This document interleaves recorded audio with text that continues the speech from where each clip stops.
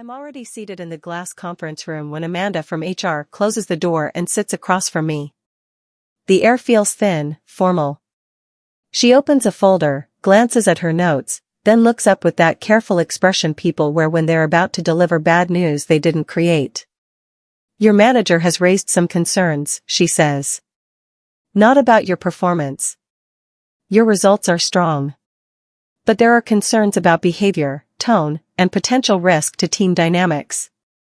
The words land fast and final, like a verdict already typed and printed. Heat rushes through my chest. Shock first, then humiliation, then anger burning underneath both. I know immediately this didn't come from my team. It came from him. From Dylan. My manager. The one whose ideas I've been quietly correcting for months. Amanda slides a notepad toward me. How would you like to respond? She asks. I stare at the blank page and realize with cold clarity that anything I say next will be used against me. I don't defend myself. I don't cry. I don't raise my voice or argue about fairness. Instead, I ask for specifics. What behavior, exactly? Which policies were violated? Can you give me dates, examples, witnesses? Amanda hesitates. She flips through her notes, but nothing concrete emerges. The accusations dissolve into phrases like general discomfort and emerging patterns. Things the team has noticed, she says vaguely. I ask who on the team. She doesn't answer. I ask what policy I violated. She says it's more about culture than rules. When the meeting ends, I walk out knowing something invisible has been placed in my file. Something I can't see, can't challenge, can't remove. The anger hits in the hallway, sharp and personal. Not loud anger. Cold anger. The kind that sharpens focus instead of clouding it. I understand now. This wasn't an accident. This wasn't a misunderstanding. This was submitted deliberately. And I need to know why. That night, I reread the meeting invite. Quick check-in regarding team concerns. So casual. So vague. I open my laptop and search the company's internal policy documents. I find the section on risk management. I see how words like risk and behavior travel through HR systems. How they attach to employee files. How they influence promotion discussions, assignment decisions, leadership reviews. I read through disciplinary procedures and notice what's missing. No warning was issued. No corrective plan offered. No documentation provided. Just concerns, raised quietly to HR, placed in my record without my knowledge until today. I sit back, staring at the screen, and the full picture finally forms. They warned HR about me. The phrase locks into place. Not they counseled me. Not they addressed an issue. They warned HR. Like I'm a liability. A risk. A problem waiting to happen. And I realize what this is designed to do. Not fix anything. Just stop me. Specifically, stop my promotion. Let me introduce myself properly now. My name is Jordan Wells. I'm a senior analyst at Cascade Consulting. I've been here for 4 years. My performance reviews have been flawless.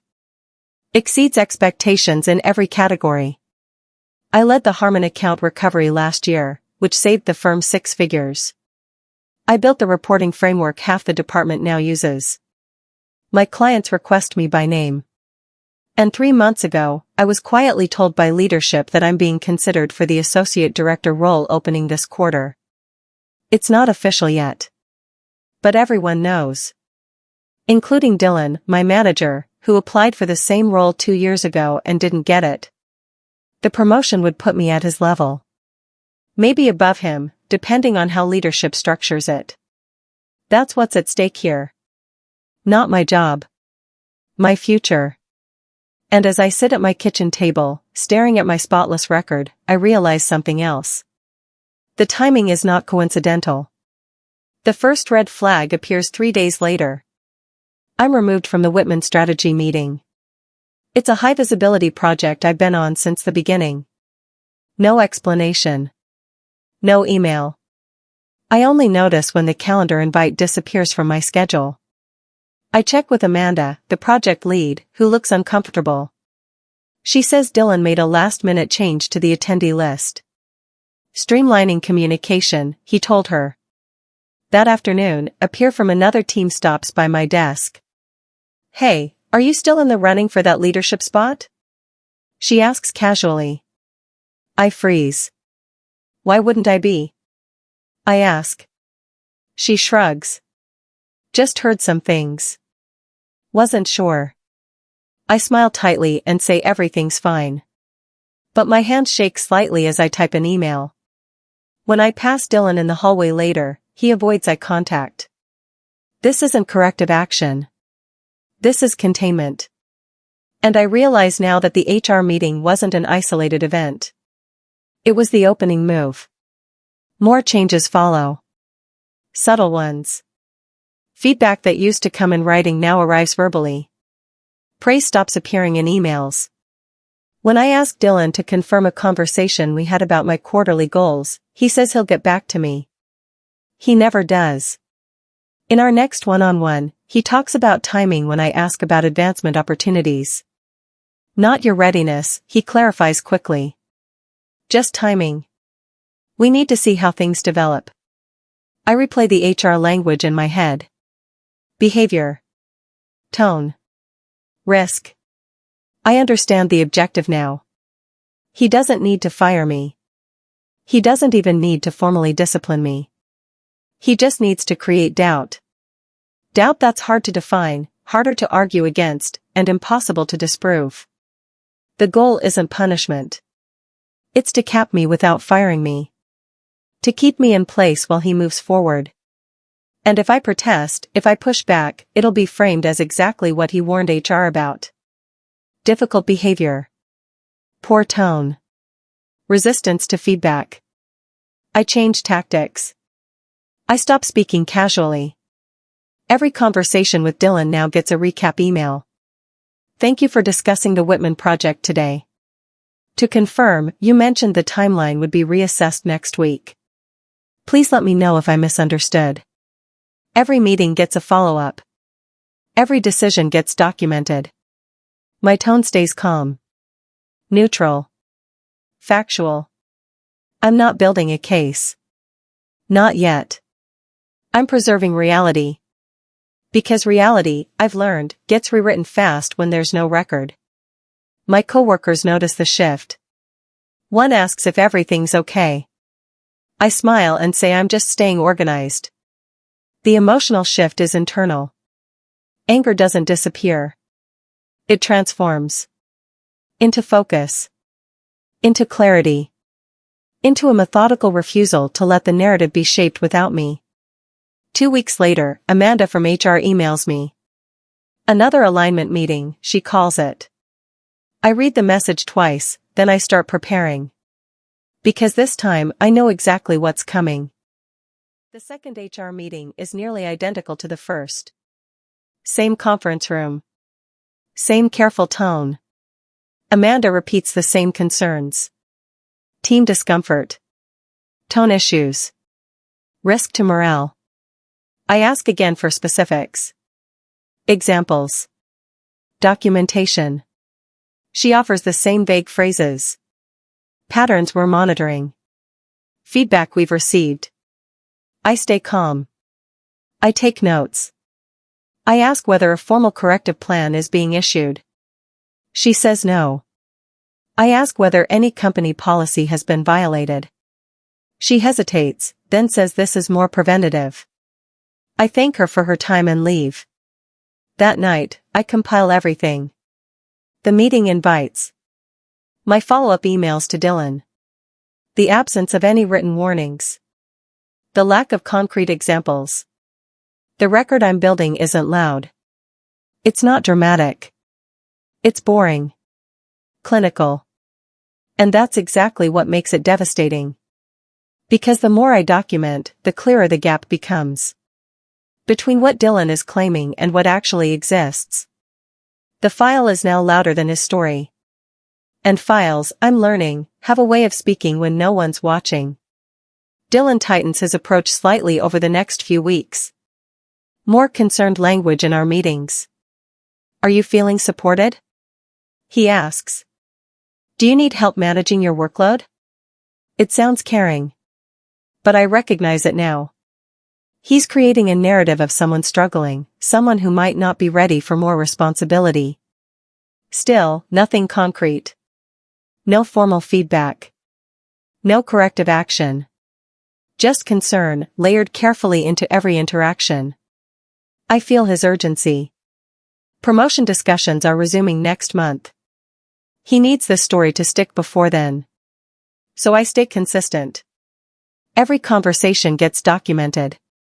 Every concern he raises, I address in writing and ask for clarification on next steps. I'm not confrontational. I'm cooperative. Exceptionally so. And that, I suspect, is what's starting to unnerve him.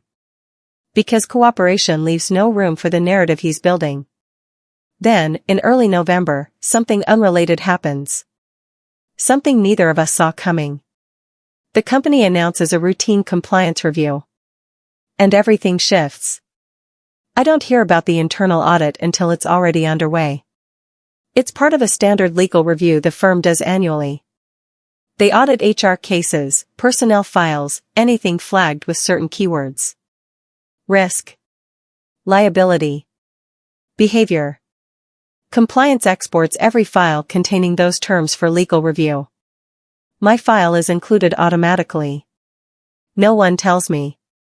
I only notice because meetings suddenly stop. The calendar goes quiet. Dylan stops scheduling our one-on-ones. Amanda doesn't follow up on the alignment meeting she'd mentioned. The silence is louder than any conversation.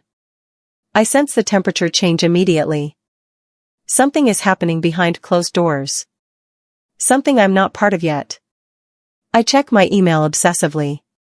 I review my documentation again, making sure everything is organized, accurate, complete. I don't know what's coming. But I know this quiet isn't neutral. It's the kind of quiet that comes right before a door opens. Or closes. And I have no idea which one it'll be. Legal contacts me in mid-November. Not HR legal. The email is polite, professional. We're conducting a routine review of recent personnel matters and would like to gather some context. Can you provide any documentation related to recent HR meetings or manager feedback? They're not accusing me. They're asking questions. Simple ones. I respond within an hour. I send everything. The meeting recaps. The follow-up emails. My performance reviews. The lack of written warnings. The absence of corrective plans. The timeline showing when concerns were raised and when my promotion discussion was supposed to begin. I don't editorialize. I don't add emotional commentary. I just provide the record. 2 days later, I receive a follow-up. Thank you for the documentation. We may have additional questions. For the first time in months, I'm not the subject of the review. I'm the reference point. And that shift changes everything. Because now, someone outside the situation is asking the same questions I've been asking. Why no warnings? Why no evidence? Why HR first, not management? Legal schedules a call. On it, they ask me to walk through the timeline. When did concerns first arise? Were you given an opportunity to address them before HR involvement? Did you receive written feedback? I answer carefully, sticking to facts. No assumptions. No accusations. Just what happened and when. They ask if I have documentation. I tell them I do. They ask me to send it. I already have, I say. They thank me and end the call. I don't hear anything for a week. Then I notice something. Dylan is suddenly in more meetings. Meetings I'm not part of. Amanda from HR stops responding to emails. The silence is different now. It's not containment. It's scrutiny. And it's not aimed at me anymore. I don't celebrate. I don't assume anything. But I feel the shift. The record I built, the emails I sent, the calm documentation of everything that didn't happen, is now being read by people who ask different questions than HR did. And those questions, I'm realizing, don't have good answers. Not for Dylan. I don't know exactly what happens in those meetings. But I hear pieces afterward. Dylan is asked to explain his concerns. Specifically. With examples. With dates. With documentation. He tries. But he can't reconcile his narrative with the record. Why was HR involved before any formal feedback was given? Why were no policies cited? Why was there no corrective plan if the concerns were serious? His answers, I'm told, were vague. Emotional. Defensive. The contrast is immediate. My record is calm, factual, procedural. His is inconsistent, reactive, unsupported. The story he built doesn't explode. It deflates. Slowly. Quietly. By early December, HR stops calling me. The alignment meetings disappear from my calendar. I'm added back to the Whitman project without explanation. Dylan avoids me entirely now. Not out of anger. Out of something else. And then, 2 weeks before the holiday break, I receive a calendar invite I wasn't expecting. Meeting with leadership. Subject line, follow-up. The meeting is short. Professional. I'm handed a letter. Written confirmation that the concerns raised in October have been reviewed and found unsupported. No findings. No corrective action. My file has been corrected to reflect this. The previous notes have been removed. I sit there, holding the letter, and the emotional release hits so hard I almost can't breathe. Not joy. Relief. Relief so intense it nearly hurts. 4 months of tension, of second-guessing every word, of wondering if my career was being quietly dismantled, and it's over. Just like that. They thank me for my patience and professionalism during the review. They mention that documentation like mine made the process significantly clearer. I nod. I thank them. I leave the room and walk to my car in silence. It's only when I sit down, door closed, that I let myself feel it. The weight lifting. The anger releasing. The vindication settling in. That night, I hear through a trusted colleague what happened to Dylan. And it's not what I expected. Dylan wasn't fired. That would have been too visible. Too dramatic. Instead, he was flagged. Quietly. Internally. Leadership trust eroded. His name no longer moves forward in promotion discussions. He's still employed. Still managing. But his ceiling is now fixed. The very thing he tried to do to me happened to him instead. And it wasn't loud. It wasn't announced. It was just a quiet recalibration of where leadership saw his future.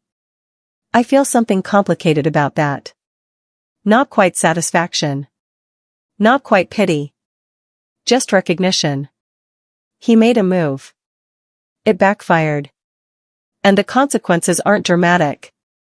They're structural. Permanent.